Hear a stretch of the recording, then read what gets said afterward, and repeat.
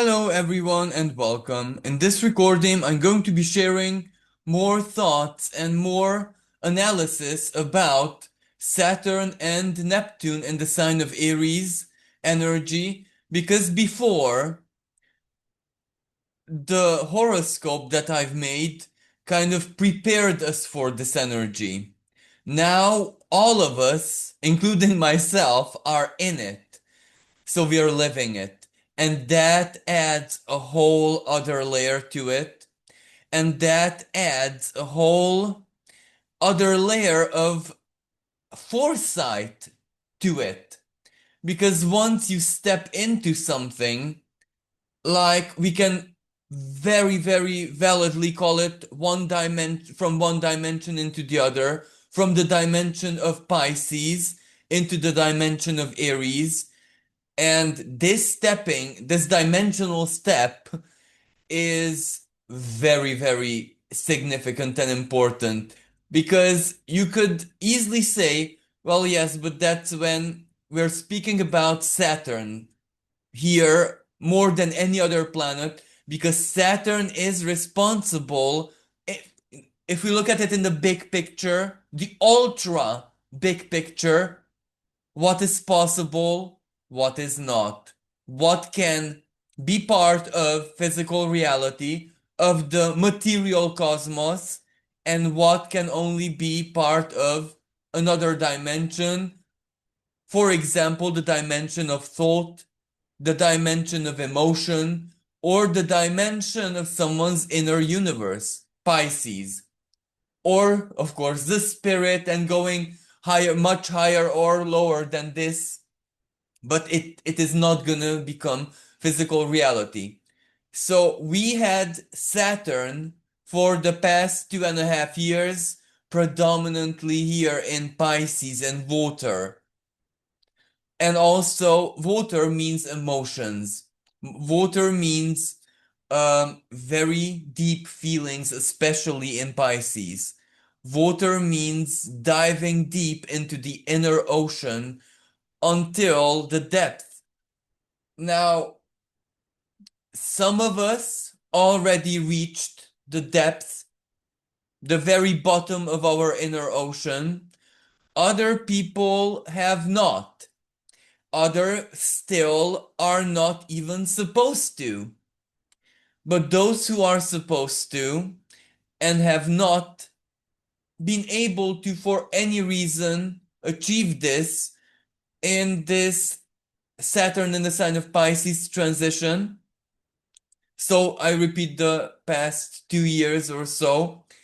Um, it's not a problem really because Saturn will dip back into Pisces for the last time in this 30-year cycle. Um, on the 31st of August 2025. So late summer on my hemisphere. Um, which means that that's gonna give an opportunity to finish any process that Saturn still needs to complete in its Piscean expression. So anything deeply karmic, deeply psychological, trauma, where we were victims, Pisces, anything related to faith, but the part of faith, not the Sagittarian part, where it's a lot about aspiration, but also a lot about what's out there, like, for example, a religion or a spiritual path, but one which has principles and it's well determined. It is a way already paved. That's more Sagittarius. Pisces, well, Pisces is different because on one hand, dual, right? It's both the mirror, looking at in the mirror basically. It's also the anti of it. So in this sense, Pisces many times can represent very strong dogmatism and getting lost in the depth of that. There is no way to the surface anymore. So there's that darker expression of Pisces where faith is found and the power of faith in those deep reaches of dogmatism which are ultimately unhealthy. But Pisces is also free, the other expression of it, going as high as you want individually. But Pisces is also the spirit of communion. Ultimately, you will find the way to all. All is one. So it represents purifying, finding faith, but not necessarily in anything that is rooted in the earthly, in the real, but rather the meaning you give it or the meaning you discover either within yourself or outer body experiences and anything mystical, anything magical, anything deeply spiritual, because that dream world, alternate reality, that's also very much the realm of Pisces, and also a tiny bit Aquarius, but that's for later now. First, we must understand what Saturn in Pisces is. So for all of that, there is still time because this energy will come back in, as I said, uh, September, the very end of August, September, and last until I do believe, if I'm not mistaken, uh, February 2026, when Saturn will return into Aries, that's 0 degrees of Aries. So that will mark the final transition from Saturn's side into the sign of Aries. So there is still time. And why is this important? Well, Pisces is the dream. Neptune, its ruler, does all of this, all of what Saturn will do, just a slightly different timing. More specifically, Neptune is back into Pisces in 22nd, 23rd October 2025, and Neptune will go back into Aries at the end of January 2026. So Neptune will do the same thing as Saturn does. Neptune, the real, sorry, Neptune, the surreal, I wanted to say, the spirit, the fantasy, the meaning, the thought, everything that we cannot touch, but many times in life, that's the essence of everything. Exactly what we cannot touch. Exactly that which is highly subjective. Let me give you an example. The simplest example, happiness, joy, content, a sense of security, a sense of safety, sense of feeling loved. All of these, you might be very correct in thinking that can have uh very down to earth material components to them, requirements, uh foundations even. However, the end result, the bullseye, the ultimate is really a state. And that can be there. It can, Pisces, and exactly Saturn in Pisces, follow the rules, the logical, rational rules, or whatever rules, even karmic rules, even divine rules, or it cannot. And this is exactly the magic of Pisces. The divine itself cannot force its water, its ether, it's never physical.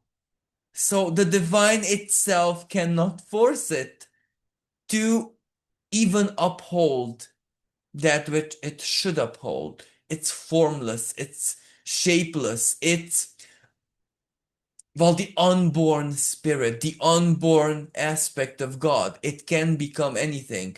And the gateway to becoming is exactly that 0 degree Aries. So that's why this dimensional step that I mentioned earlier is so very important, because this is when spirit in the realest sense becomes real. It becomes earthly. It exists in the classical sense, in the earthly sense. It starts its journey from 0 degree to Aries back to ultimately 29 degrees of Pisces, when things return to spirit, the elimination degree, the end, the Omega sequence. So that's why Saturn is very, very important here. And yes, in the present moment, Saturn is at 0 degrees of Aries. However, it is still 1 foot in that 29 degrees of Pisces still. So in the present moment, life may feel like being caught in between the claws of Alpha and Omega. There is a sensation of strong ending. A part of my life either ended, even if we did not see any big physical reality confirmations, but the feeling is striking. It is predominant. Something is about to end in my life. Something is gonna be eliminated from my routines, my something, one area of life. However, there is also a sensation of beginning anew, building, creating, disciplining, changing things around. But when I say change, this isn't necessarily the scorpionic change, even though, again, life is multidimensional. That's part of it. It's an integral part of it, but it's not the predominant tune. It is more like the Saturnian change around, when through discipline, through willpower, through I am, I want, I need sovereignty, we work towards a change. Or for some people, this may mean deconstruction, breaking down something to its foundation and then rebuilding. This energy can take different shapes and forms, especially that Saturn in Aries is not very much its typical self. Okay, neither was it in Pisces. And is it gonna be in the autumn until next year? Okay, but that Saturn is about morality, more morality, what I want to believe, the dream, the relationship with the inner self, with the inner things, anything inner, how we lived life on the inner. Because why? Why do I say this? Sometimes our reaction to a certain external stimuli is of a certain kind. Because why? Reaction may come from, I wanted to say Aries, and I'm not even gonna correct myself, because yeah, sometimes the reaction is Aries, but I wanted to say really Mars, the ruler of Aries. That's why Aries was, I had that Freudian slip. Um, Reaction many times in life is more Mars, more Mercury. Why not let's even Venus, but that's Venus if I like it or not type of reaction. But that doesn't mean the inner lived experience is not necessarily correlated to the reaction. Like, let me give you an example. you receive love declaration, love something. And Mars, your Mars, I can't, or Venus or something, I can't accept it. That's one. That's the lived experience. Sorry, that's the outcome, that's the reaction. But inside of you, you may feel incredibly honored. You may feel incredibly privileged. You may feel even sorrowful that you could not accept it. So the lived experience might be something that happened in your inner cosmos. So that's why that's Saturn for you, Saturn in Pisces, the foundations of that. Sometimes that needs a change, an upgrade, reconstruction, deconstruction, something Saturnian, a discipline over it. I'm no longer going to be the victim. That's Saturn, really. Saturn in Pisces. Um, that's one expression of the energy. That's a very valid Saturn because even morality needs something stable, something permanent, something strong, rules, regulations, limits, boundaries. What is okay? What is a no-go? It even invisible, even inner cosmos, feelings, emotion, lived experiences need boundaries, especially self-victimization or the living the dream, in this case the nightmare of the victim, of being the victim. That needs boundaries, that needs limits, even self-limits. But again, that's the realm of Pisces, and as it steps into Aries, this Saturn becomes real. It's uncomfortable because it is in a part of the sky where it doesn't necessarily love being, but it's also very self-centered, so it can be an easy energy in the sense that self-discipline, if Aries cooperates, and it will cooperate if it will understand that cooperation means survival, cooperation means getting what you want, getting where it wants, those Aries energies within ourselves, then it's quite a good energy, quite a good expression. Another expression, we are the judges. We are the ones who determine our limits, our boundaries. That feels good, right? But this is where Saturn uncomfortable. Sometimes that can mean the road to doom, or if that is based on stupidity. Because if we understand our boundaries in a totally delusional way, that is bad. Now, if all of this is rooted in self-knowledge or any type of wisdom, any type of some concrete thing we can work with, knowledge, wisdom, ancient wisdom, something passed down, anything goes, all is good. Only if it's rooted in delusion, it's not good. But that is exactly the blessing of all of this. Why do I say this? Well, Saturn was in Pisces.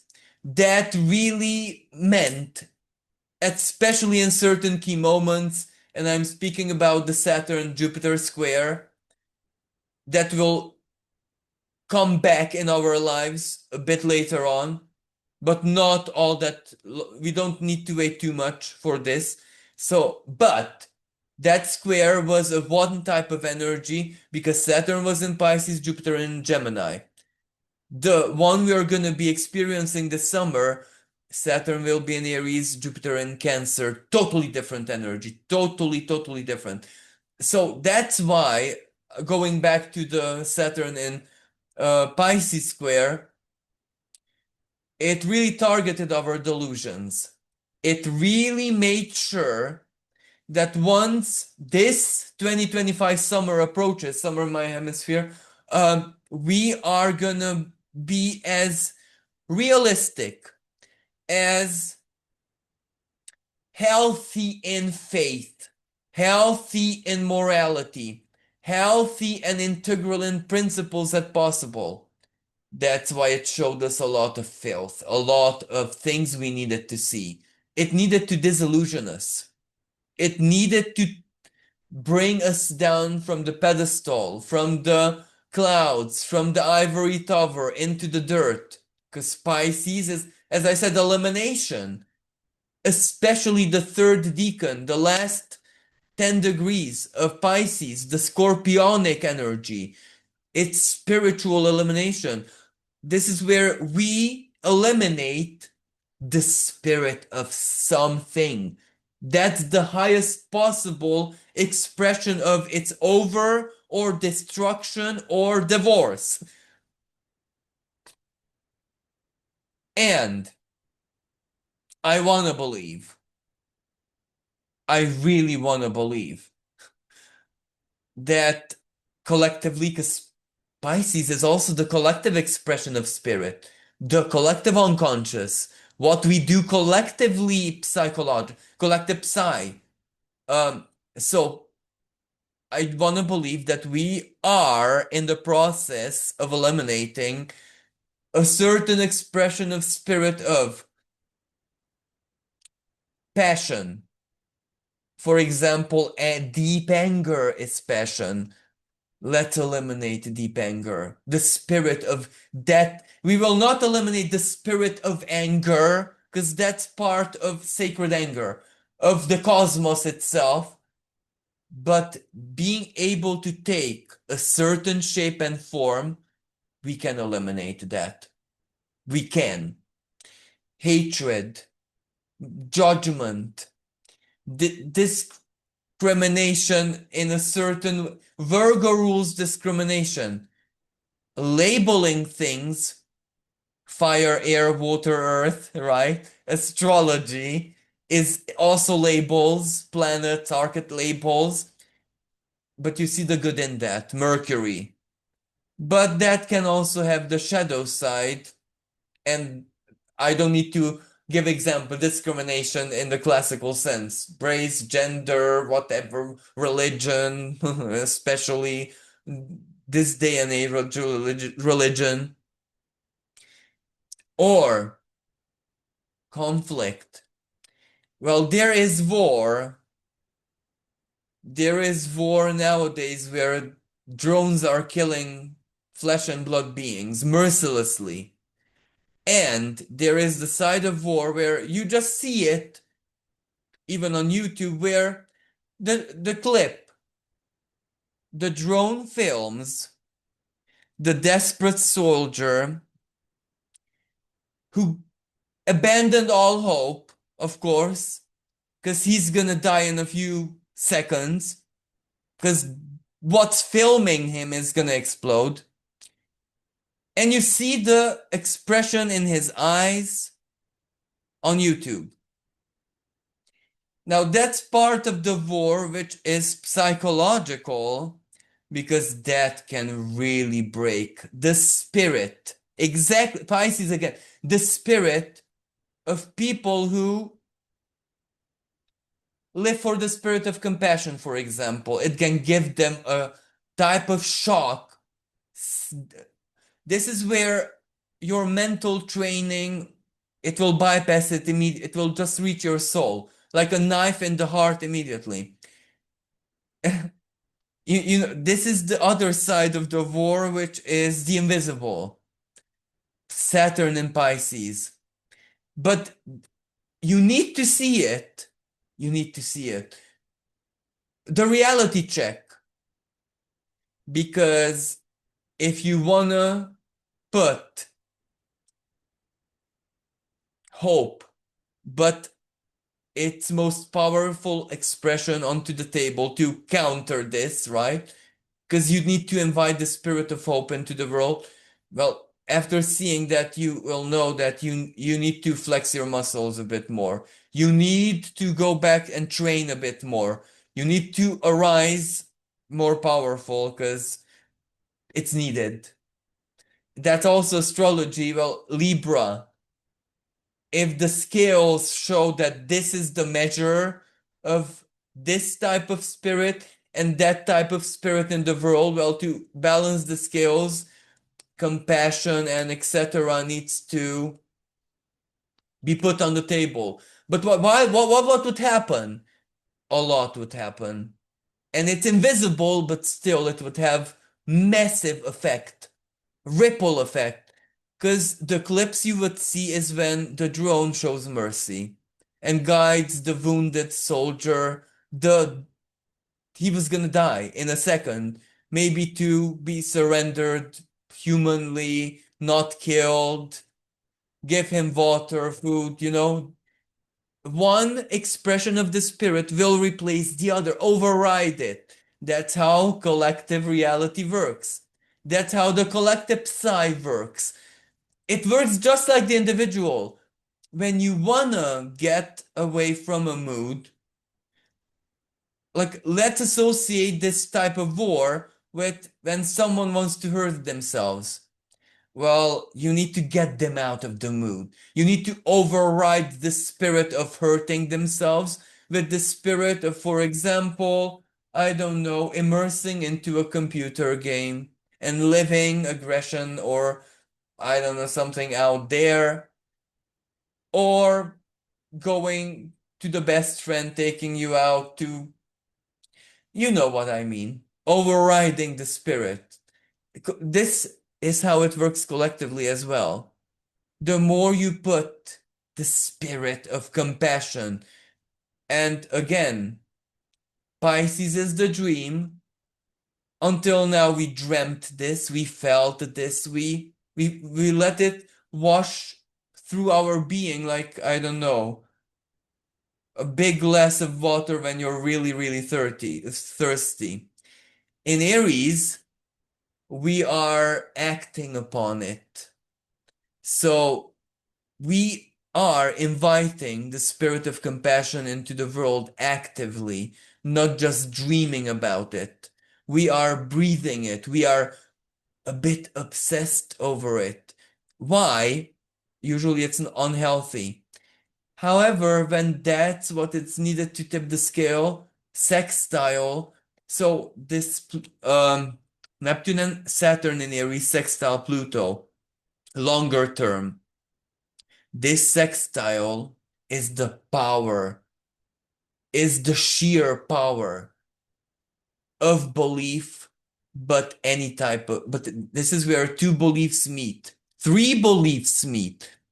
There is Aries, which it's the head. You just are it. Not necessarily randomly, but you are just it. You don't need any you don't need anything. You're just it. But if we add Pisces to it, the fact that you're just it makes you feel a certain way, makes you feel one with your spirit, with your creator, with everything. It gives you a reason in feeling. Then if we add the Aquarius part to it, you also understand it in the highest way possible, in principles, in in a structured way, in a higher degree way. There it is. That's a big power that can write reality in its literal sense. But all of this has a negative expression to it as well. Social media, the ego being offered infinite amount of food. Ceres in the sign of Aries, she's part of this sextile as we speak in the present moment. The ego being offered distractions and shopping and things about sensuality that are fantasistic, but it's so captivating, right? And all of that, yes, there's also that deceptive part of the spirit on the table. But I know that Well, at least my listeners are not really part of that. So everyone who listens will know that they're actually bringing the right stuff to the table. True hope, true Aquarian energy, where this hope is not blind, silly, stupid, stubborn, but it makes a lot of your writing reality. You are embodying spirit, and spirit will take shape and form it. There's a logic to it, there's a mechanism to it, there's a divine architecture to it, there's nature to it. That's how nature works, but on a larger scale, as above, so below. Everything is interconnected. The cosmos is an entity, so it has a body. We are part of its body. We are our, sorry, we are its feeling organs, if you wish. There you go. There's one way to see the purpose of the collective. So let's give the right feelings to the great organism, because if we give the right feelings, we get the right things. If we give the wrong feelings, we get the wrong reaction, just like if it would be our own body. We don't want to necessarily, in a healthy way, how should I even say this, prolong or provoke, cause pain. There are times in life when facing pain or not caring about fighting through pain, or even pain being something positive, right? There are certain moments in life when, okay, this is the case.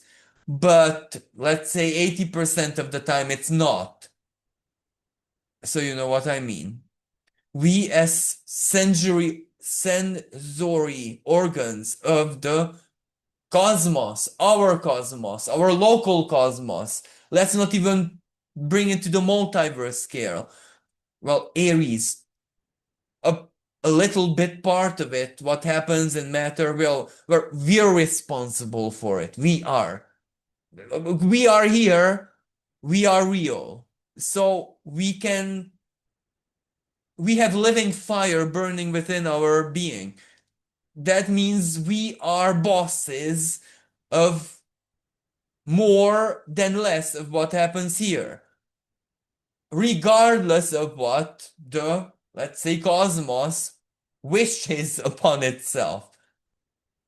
If you know this philosophy is so important to understand Aries energy and Saturn and Neptune in Aries. We are bosses of what kind of happens. Even if the cosmos itself is not overjoyed by this. Why isn't it overjoyed? Well, Aries is the brute head. Aries is the infant. What does the infant know? There are especially people who grew up, you know, around farms or rural places where there were animals and very small children, ducklings, chicks, other baby animals many times had very, well, cruel fates. But what does the infant know? It's it's living, right? Don't get me wrong, even the very small 3-day baby chick will ruthlessly eat the insect, the bug. So, you know what I mean? Can you blame? You can't, because it's an infant. That's why the cosmos might have a tiny bit of, anxiety right now when we are more bosses than ever in this karmic cycle. Because, well, Saturn is, well, again, I have to say that very primitive way of looking at it, but it's the best. Who determines what can be real or not? Well, if that's not boss, I don't know what is. That's like the ultimate quality control. So In Aries, it's not necessarily rooted in massive experience or wisdom. However, it's rooted in very strong instinct and genes. It can be very expert at being alive. Like many animals, insects, or animals, the big picture, in nature, as soon as they hatch, they're on their own and there it is. They're operational. The journey immediately begins. For some, even, they have to chew themselves out of the egg or whatever, so it immediately begins. Yes, there's that type of Aries. Absolutely. And this Saturn is going to be part of that, and also Neptune. That's a great power. However, that's given to some, not to others. As it is in nature, is part of the cycle of some species. Other species reproduce and grow up and evolve totally differently. For example, the butterfly caterpillar example, that is also so very relevant. It changes, rules change sometimes in different stages of evolution, but as soon as it's in nature, the wisdom of it is guaranteed by nature herself. However, nature is just one part of the human experience. The other part of the human experience is not rooted at all in nature. It's rooted in the inner cosmos, sovereignty, and in a certain way, independence from nature. We can easily say, especially this day and age, that we are not as dependent of nature as we were many hundreds of years ago. In an actual, factual way of looking at it, not necessarily if it's positive or not. We, in this day and age, can very easily live outside of nature. How many, especially new generation individuals, never experienced nature in a realistic sense ever in their lives? But that comes with why the cosmos is a bit anxious. Where is the wisdom? Where is the experience? So we see the two sides of this energy. But ultimately, if we are bosses and we do have wisdom, um, again, that's why Saturn and Pisces prepared us with a lot of ancient wisdom, activating within us genetically even. So with wisdom, we have a great power over, in a realistic way, writing reality.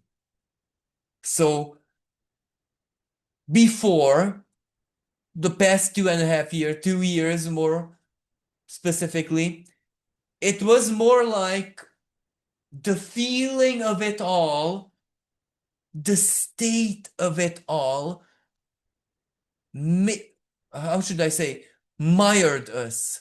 It was around, it was like us living in an ocean, a dimension of, from an emotional sense, being surrounded by it, the feeling of reality. Now, all of a sudden, with Neptune and Saturn in Aries, we are the wells, the fountains. We determine the feeling. It no longer determines us. The energy is the other way around. It's drought, let's say, and we are the wells. We determine where we invest our water into Neptune, our dream, our belief, our fantasy, our art, our relation with the divine, and our ability to embody what we wish. What do I mean? I know this is a bit complex. If Neptune is the inner cosmos. A good part of that is not explored. The more we live from within, the more territory we gain in the inner cosmos. And in this day and age, it doesn't really have to come at the sacrifice of one's time, because this is the blessing of the age of Aquarius. We're interconnected. Other people can carry us in areas where we have deficit. We carry them in areas where we have excess and they have deficit. And this, okay, it can be expressed materially, but that's really not the point, because Aquarius energy is really about the thought of it, the being it, but in a elevated way. Let me give you an example. Maybe one person, Aquarius, is very wise and hopeful in that sense, because wisdom and hope give us strong power. Because wise hope, 99% of the time, well, doesn't fail, right? So they have this power of hope in romance, love, relationship, another person in something very practical. An alliance can cause a very strong synergy, symbiosis, for example. The romantic power person elevates the practical one, and the practical one guides the more Venusian type of person to the right path in career or finances, or you see the two minds and two types of minds balancing each other out. And this can be done in so many ways. Aquarius, friendship, acquaintances, neighbors, anything where you have something in common with a fellow human being. There it is. And this can be even through technology. So where we have deficit, it's not a problem.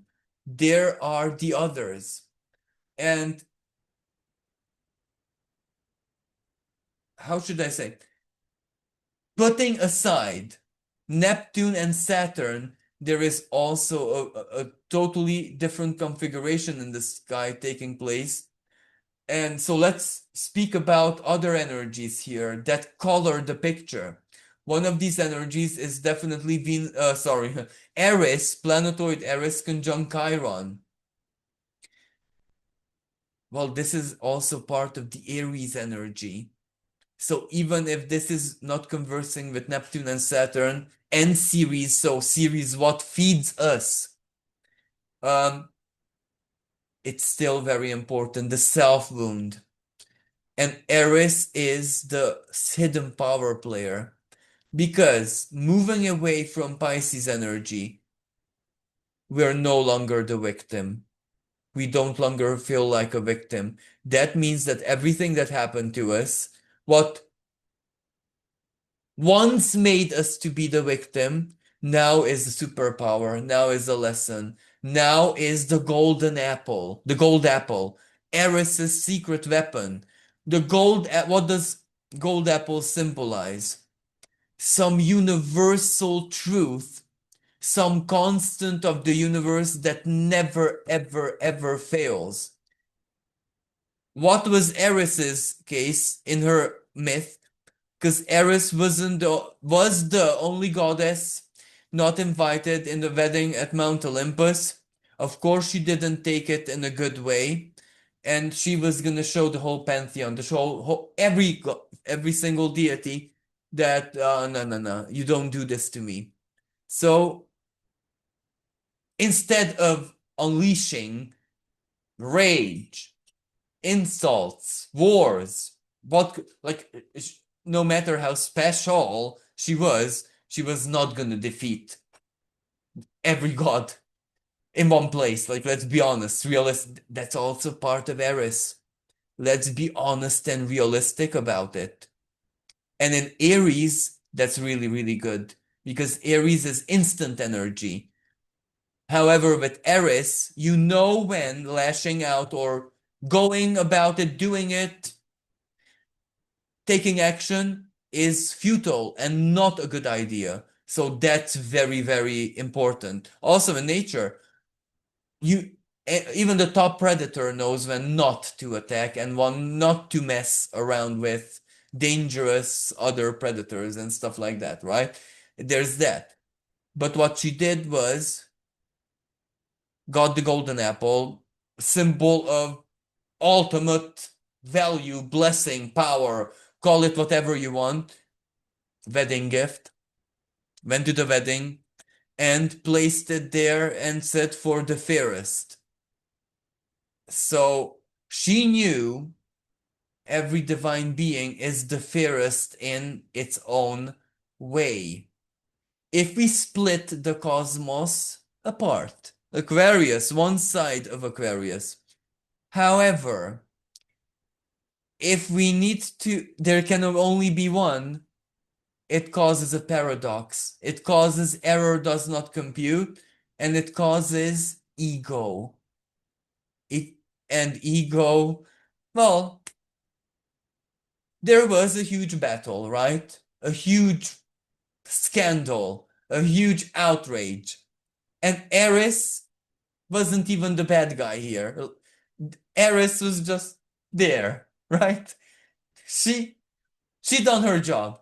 The rebel, the revolutionary. But this is the golden apple, that truth, that universal constant, that checkmate situation. Speaking about that, Pallas Athena in Aquarius, trining Jupiter in Gemini.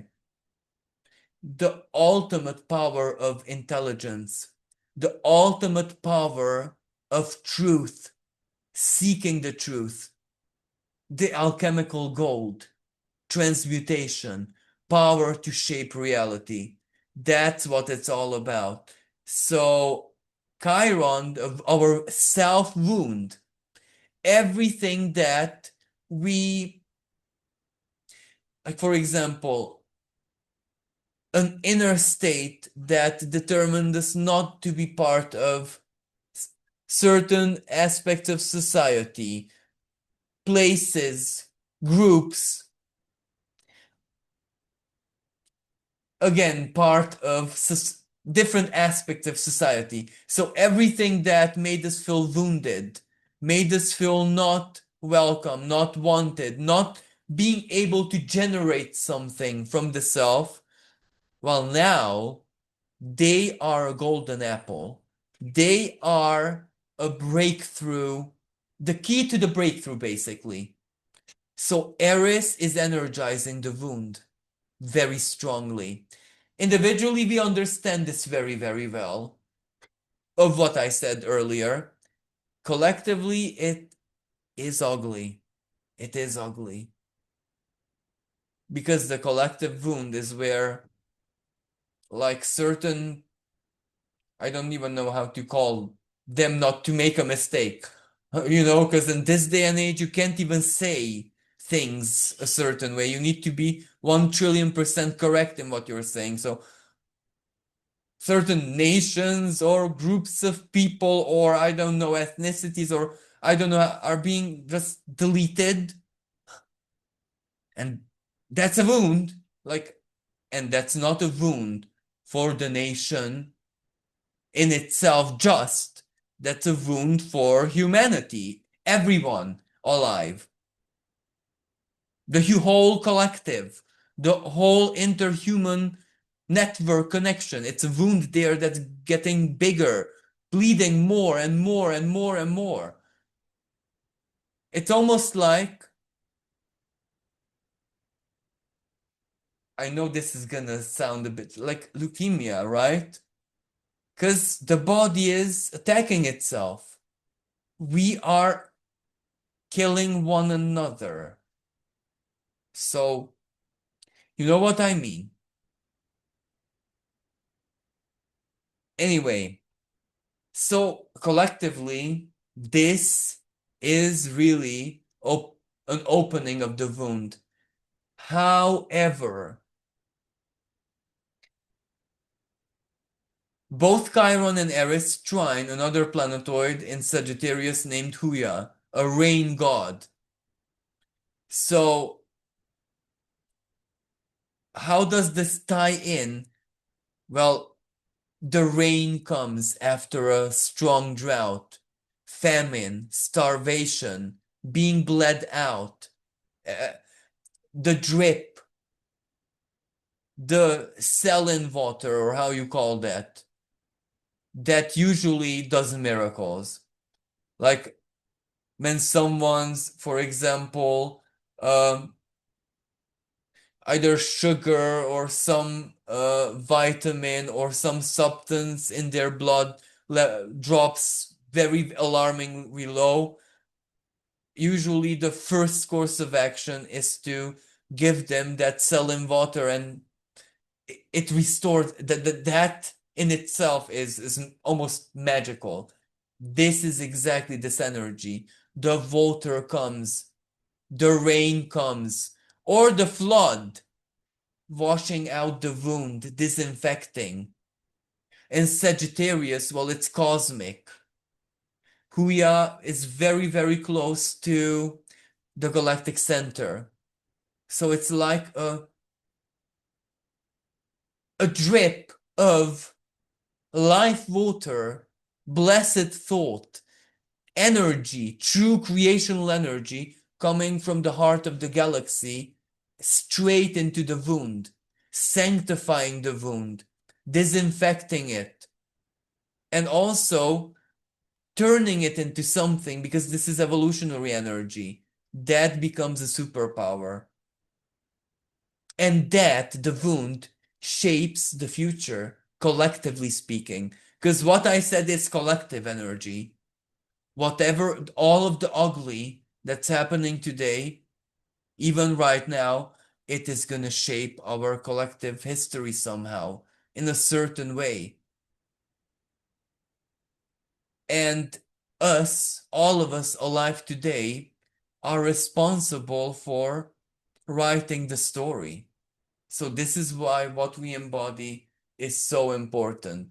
Another energy that is very active in Aries is that Venus in Aries, she's not comfortable, she's not very comfortable here either.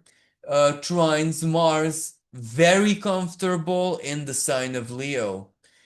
Well, this is a very lusty energy, physically speaking, so to speak. Uh, Hormones, the inner fire, chemistry, pheromones, all of this might be very, very, very amped up in this period, but at the same time, Saturn and Neptune themselves in Aries have this effect. So, yeah, it feels like mating season, there's that. But of course, there's the most elevated expression of this, fertility, deciding to want to have kids, want to have a family, want to stay getting married, romance, sensuality, creativity, passion. Okay, this is also the energy where you did not plan for a child, but due to this Mars trine Venus and maybe a bit of alcohol, the pregnancy is still there. Yes, but a totally different expression of this energy, well, it is the power of the heart. If we love something, if we see the reason for it, we go for it. We take action, we become it. This energy gives power to discipline, determination, motivation, wanting to begin anew, wanting to build, wanting to put in the work, wanting to put in the effort, believing in the dream. Why? Because now with Saturn is realistic. It's based on a lot of analysis, a lot of trial and error, maybe a lot of wounds, a lot of, just like learning to climb a tree, you fall a lot, but you still keep on going. A lot of this in any way, shape, and form. And since 2020, this was really part of our lives tumultuously, both individually and collectively. So that needs a reason now. We need to give the reason for all the struggle, all the experimentation, all of the even fear, because a lot of moments, the future, what was going to happen was totally in the mist. It was invisible. If not the COVID situation, then other situations, a lot of natural calamities, a lot of turmoil, politics, wars, etc. So all of that happened for a reason, and we are the ones giving the reason to our heart now, Leo. The courage, the motivation, determination, the passion, the strength that we need exactly to enact Saturn in the sign of Aries energy, to be the sovereigns of our reality, to be the boss. I have to repeat, Aries, Saturn in Aries is where we are responsible for what happens on the earthly plane, because we have bodies. We can't blame the invisible. When there is a problem, well, the invisible helps, but ultimately we are the ones who need to take action and start fixing it. Because the invisible is not gonna just, magically, because that's not humanity's collective destiny to magically manifest stuff. No, no, no. There are certain individuals within humanity who do this, okay? But the general, we are meant to walk a journey of knowledge, wisdom, getting things the adventurous way, right? So we need to live things creationally. What we want, we need to create it. But that doesn't mean creating it just with the brute force of intellect, co-creating it with the universe. So yeah. Another energy that is very, very important is that Vesta is conjunct Black Moon Lilith in Scorpio. And basically the big picture here is that we need to be aligned to, well, there's no other way to put this, even to the ugly that is happening around us. Because that is Black Moon Lilith in Scorpio. There is our own bubble, our own story, our needs, our goals, the bullseye, sovereignty, etc. But there is also the external and parts of it which are very, very, again, ugly. Vesta is the goddess of the sacred flame, the protector of the household, the protector of the family, the protector of the sacredness of the heart. So this Black Moon Lilith conjunct Vesta says there are certain things we cannot ignore. There are certain pains we need to share with one another. There is no way out from certain, again, pains, looking at the ugly in the eye, both individually and collectively. Like, let me give you an example individually. When love is gone, you don't want it to be gone. You want to be in love. You respect that person. You wish nothing for the best. You really, really want that person to be much happier than yourself. But when the romantic love is gone, is gone. There is all of these are absolutely wonderful, but that will not change the situation. So when romantic love is gone, you need to be honest about it, because that doesn't mean respect is gone. That doesn't mean love as for a human being or someone who you share the wonderful part of your life is gone. That just means it's the romance, the fire is gone. And it's both painful, always painful. But if you embrace that pain, It doesn't need to be like a black hole. It doesn't need to be by forever. It doesn't need to be the victim mode. You transform the relationship into something else. And this is why the respect and the Piscean type of love was everything. It saved the situation.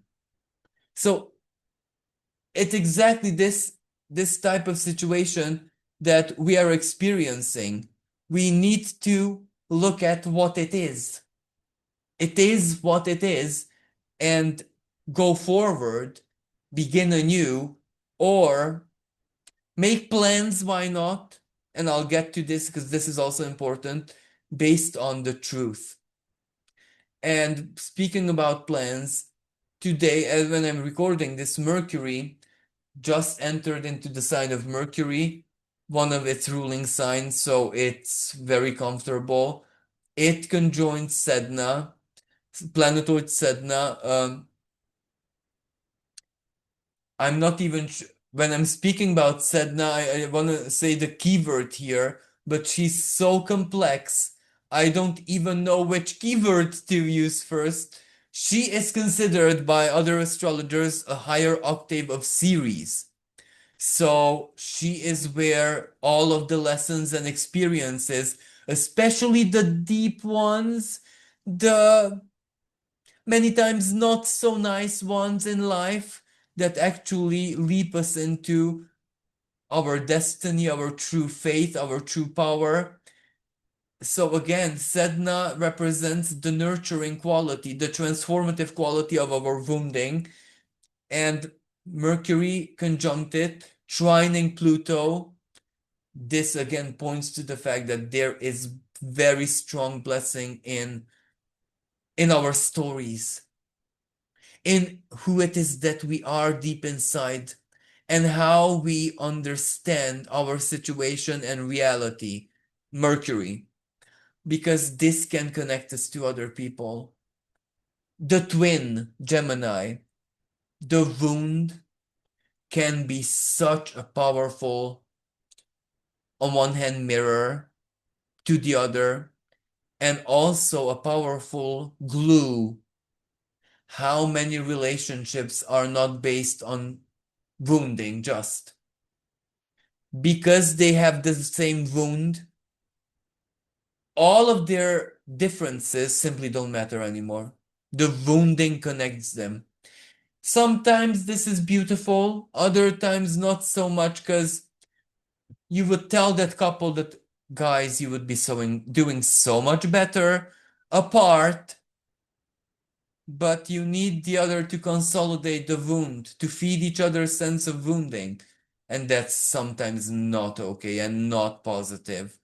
It is where, like, two people living the same obsession or the same nightmare, and they feed each other. And it's not, but this is how to understand this energy.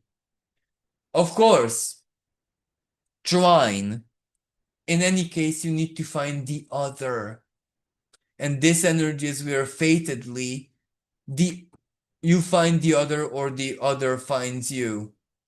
And the sun is also part of this energy. So, especially with Pluto and Aquarius, for whatever it is that you need, want, seek, like, want in your life, Mercury, the multi-dimensionality of Mercury, chances are there is someone out there in the world exactly what you need.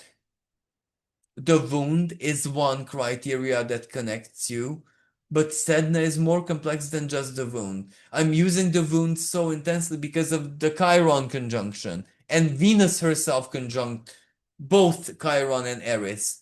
But Sedna is also about the alchemy, the transformation, the power, the wisdom. I'm not defeated. I'm rising above. Well, Sedna became a goddess, right? Due to her wounding, due to her act of rebellion, due to her, I'm different. So Sedna also has a bit of Aquarian energy within herself, to be totally honest, especially her image before she became a goddess and she was just a maiden. So in one expression, in one version of her legend, she married a dog, and that's what enraged her father. That's how rebellious and principalistic she was. Anyway, Mercury. And then Mercury will conjunct the sun. That's a very good energy in Gemini because you know what you know. It's also prophetic energy. And the moon, there is going to be a new moon formation tomorrow. New moon in Gemini, but I have a separate video about this, so check it out if you're interested. A new moon energy in Gemini is also very important because this can give birth to connection, relationship, even if that relationship is just with the self, that changes the tone, that gives progress. But going back to Mercury Kazimi, Mercury conjunct the sun, revelation, knowing what you know, or being able to anticipate stuff, but in a realistic way, based on what it is that your mind needs for being able to make predictions or plans ahead or a, a mode to come up with a modus operandi or to travel, when to travel, where to travel. So this energy is quite positive, quite creational. And besides the hardships and the ugly that we see, that's why I'm ever making this video, because there is a lot of creational potential. There, especially that we have this grand sextile in the sky that you see here. That means create, alchemize, believe, embody what you believe, make more of it. And as a closure, and I'm so sorry that was so very long and boring, soon in June 6th or something like that, 10th of June, Jupiter moves into Cancer. Yes, that means immediately squaring Neptune and Saturn. And the third square of Saturn and Jupiter, because the first two squares, as I said, were in 2024 in Pisces Gemini. And the last of that series is closing square is now in Aries Cancer. And what does this mean, the big picture? Our plans, our self-discipline, our determination, our needs, our survival. We are boss. This Neptune and Saturn in Aries energy. There's that. But Jupiter in Cancer is family, is the land, the place, our roots, the other people around us, or what we call family, what we call the shell, what contains us. Even if you're hermits, we still need to be somewhere. We still need to have a life, even alone. So Cancer is also that. Our desires, our focus, where our head wants to take us, must be aligned to that.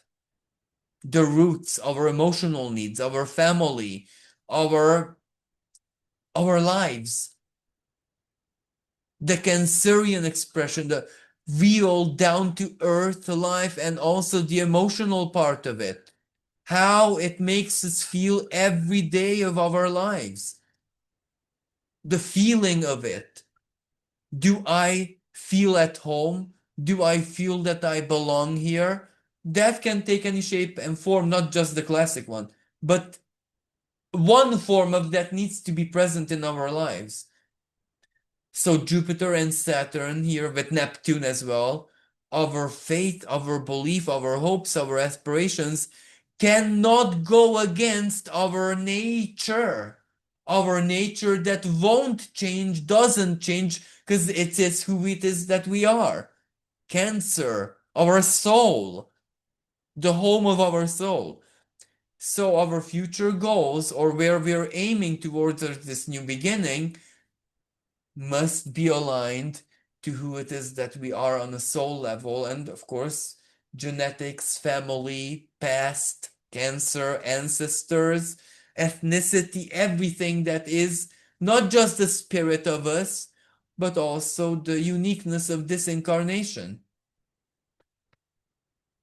But that energy does not need to be, well, it is a bit, how should I say, hard, right? Because it's cardinal. The first step, the breakthrough, the moment of understanding, accepting limitations, but also accepting the way that we will overcome them. And that way, many times, is patience, waiting, work, accepting help, being in the debt of, etc., etc., accepting that that's the hard part. But after accepting that, making the first move inside, comes the easier part, the progress. And that can also be a quantum leap. So this square makes sure that we are aligned in faith, in belief, to our own nature, because our own nature is also reality, external reality, that which won't necessarily change anytime soon, is one reality check. But who it is that we are inside of us, that's also a reality that won't be going anywhere, and it won't change. It can adapt, right? But in its essence, in its core, it will not change, right? It won't change overnight. Neither will it change radically, because then you just nullify your incarnation. Anyway, so this is what this square will do. For a lot of people, it will change family dynamics. It will cause relocation. But even in a positive sense, some people will have additional family members, because Cancer is also mom energy, pregnancy. At one point, Sirius, Jupiter will conjunct Sirius again, divine feminine, the seed. Jupiter rules the seed in a real sense, even sperm. So, yeah, there is that. Motherhood and pregnancy energy, family energy. So, some people will gain, but they can also gain not just typical adoption, but soul adoption. Soul brother, sister. From this day onwards, I consider you my family. Friendship becomes familyship. Alliance colleagues at work become inseparable best friends for life. That's also, well, both Gemini energy, but also Cancer energy. So exactly when Jupiter is in the first degrees of Cancer, it incorporates the best of both. So that can also be part of, but one can also lose. And here I don't mean in that sense, but your child turned 18. Bye bye, mom and dad, I'm moving out. There you lose. Or from group of siblings, one turns 18, bye bye. It's a loss in a sense, isn't it? Or your baby grew up and is going to university, moving out to a different city, bye bye. Or your baby is starting kindergarten, primary school, still bye bye. Well, not bye bye in the sense that they will leave home, but your routine is different, everything's different. Even you will be different. So it's almost like you going to primary school.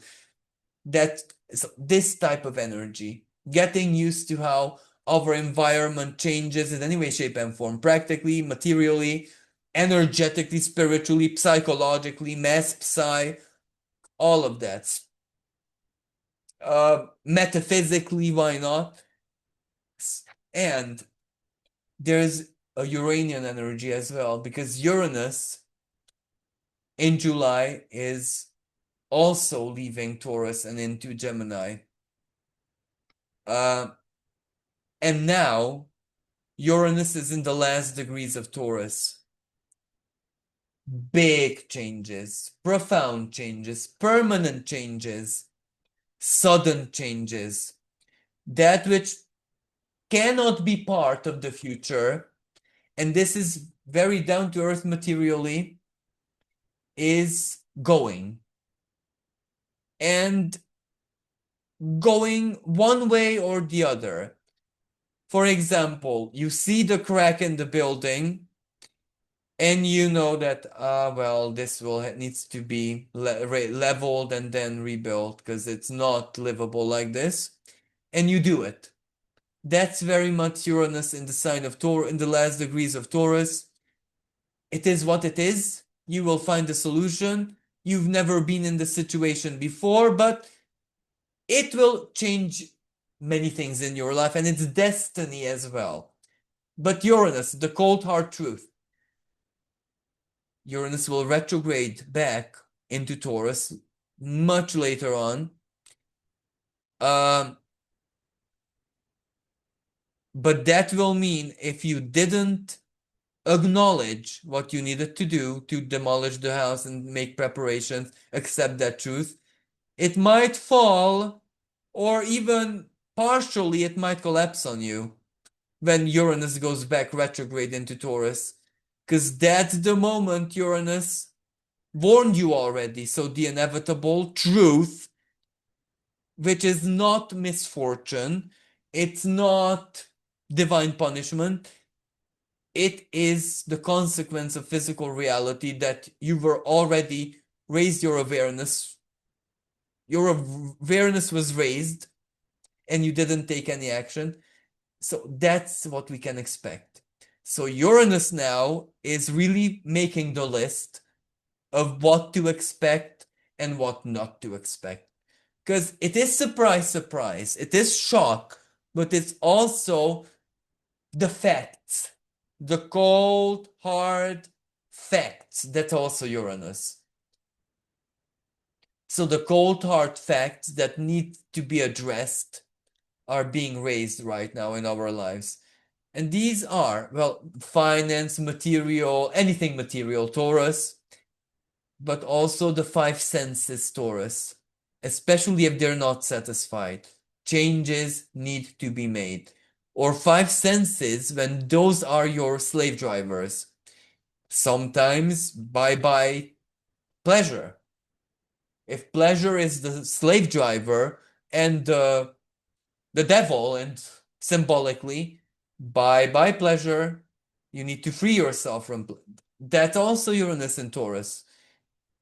So these weeks until it enters in July and into Gemini are very important to make our list of what exactly it is telling us, where it is that our fixed, rigid, concrete, solid Taurus part of our life is gonna be uprooted a bit. So I hope this helped. Thank you so much for listening. Until next time, bye for now.